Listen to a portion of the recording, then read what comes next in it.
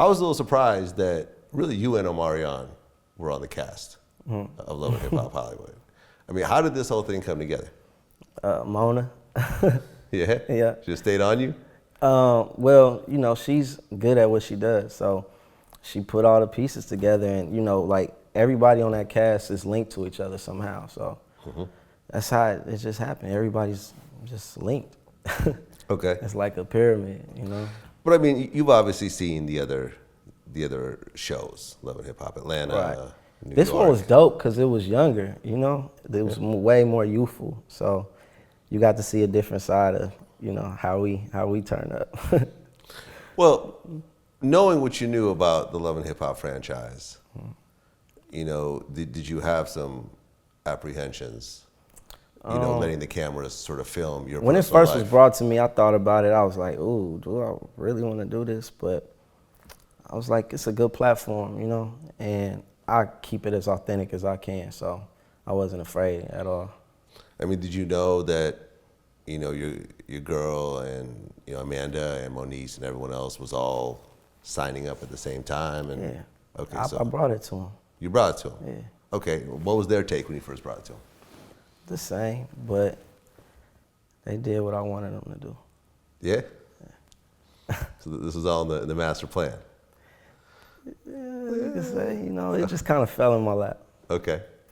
So you and Moniece have a son together. Right. How did the two of you initially meet?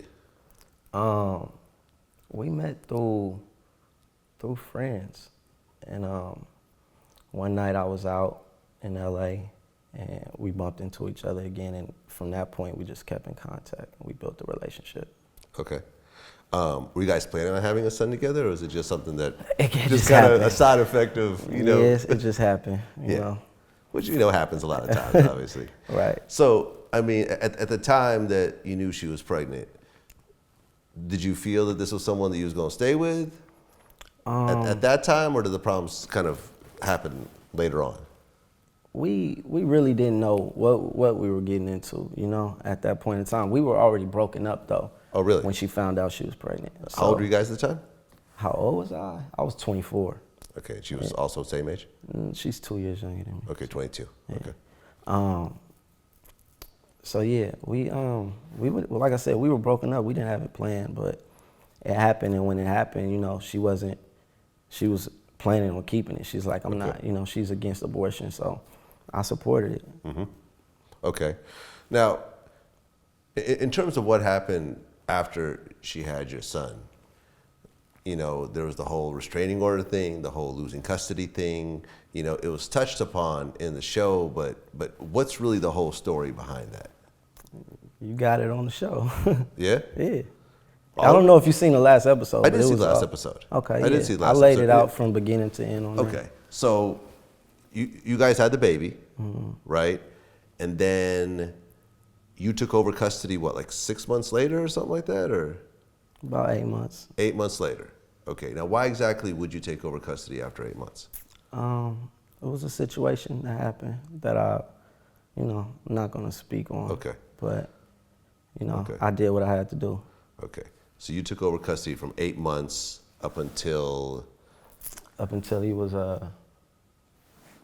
almost 2. Okay. You just don't see this very often. You know what I mean? Right. Like, the kids usually stay with the mom. Right. No matter how crazy the mom's, you know, she's a stripper, she's Well, a porn star. I grew up- Usually the courts will almost always side with the mother. Right.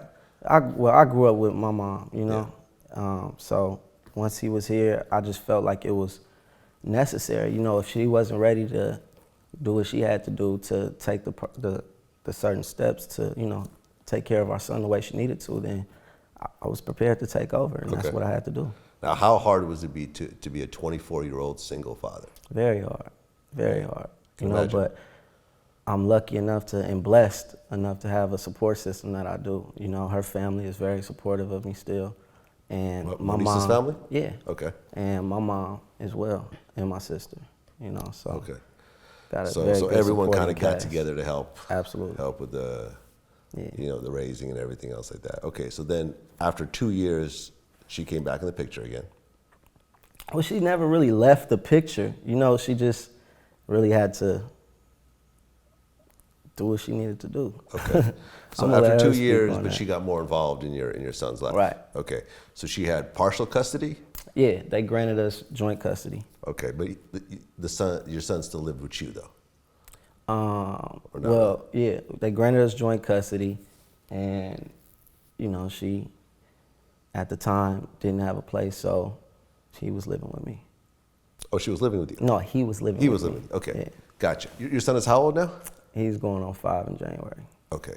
So has that been the joint custody situation been for the last 3 years? Yeah, Okay. But there was a restraining order? that was way before that. That was way before that. You just didn't want to tell her where you lived. Right. Okay.